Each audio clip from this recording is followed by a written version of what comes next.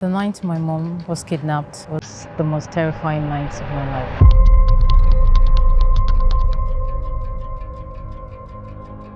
I could remember it so vividly. I remember it like yesterday. So my mom owns this store. It's like a restaurant slash bar. That night at about 9 p.m. at night, we had just finished selling for the day, and I helped her arrange some things, and she was like, oh, that I can go home, that she would pack up the remaining because there was still a customer in the store that day.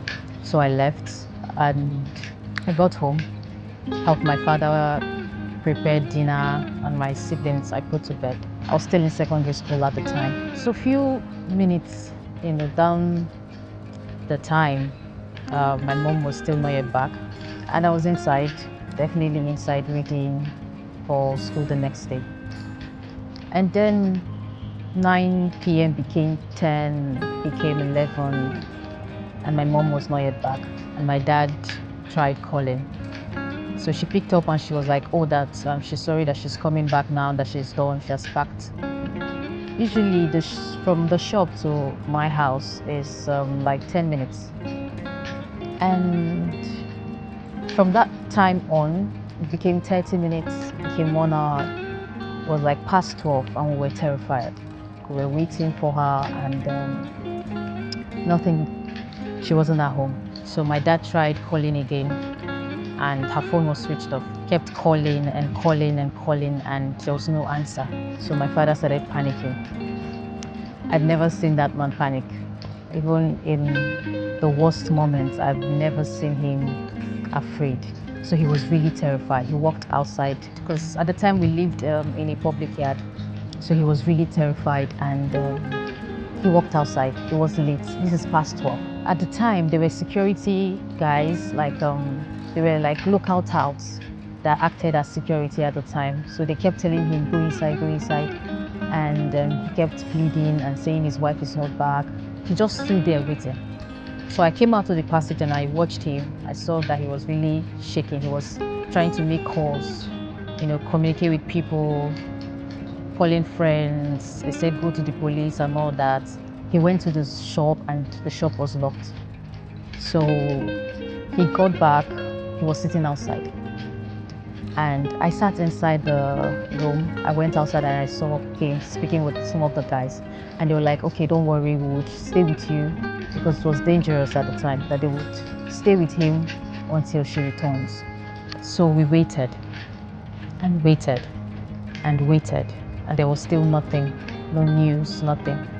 So it became 1. At that time, I had just, had an encounter with God. It was no longer my parents were a Christian kind of thing. It was like a personal thing for me. I was still young. I was inside the room and I started crying and I started praying. And I'm just like, God, just do this one thing for me, bring my mom back. For the time, this was like past 2. I think like 10, 15 minutes after I finished praying, a call came into my dad's phone and it was my mom. She told him where she was at the time, and him and some other guys, they went there, picked her, and they brought her back around 3 a.m. in the morning. And I was terrified. My father, and he was a mess. And when I saw my mom, she was frail, her voice had gone. She sat in the chair and she said nothing, for like hours, she said nothing. And later in the day at around 7, 8 a.m., so that was when she started saying what really happened. And we got to find out that she was kidnapped by a customer that was owing her money. She met the man on the road and the man said, and she confronted the man to pay her the money that he's owing her. And he was like, okay, I'll give you your money, follow me. And that was the last thing she could remember. She followed him. The next time she's seen herself, she's in an empty house and she has been screaming for help, and nothing happened for like hours until the man drank and passed out. Like he kept drinking and drinking and he passed out. And help came. A man came and the man heard her voice and came in and opened the door from outside. That was later in the morning. And we spoke to the police that morning. They said they would go and check the place. They went and there was nobody at the house. They said they would keep on investigating. Until date, nothing happened.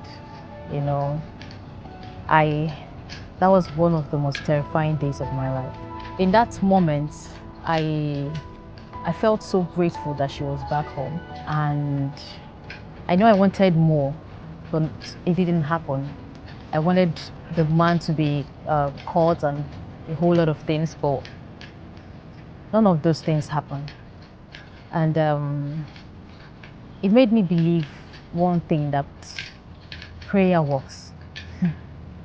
It might be funny, but it's a very important part of my life, and I am grateful that she came back home that day in one piece. Kidnapping can happen anywhere, not just in the north or the east. My mom's own happened right here in Lagos. We all have to be careful, you know, because of the Nigeria we're in now. There's a whole lot of things happening, and the police should do everything in their power to act quickly once a case is brought to them, to prevent more danger and more harm to people.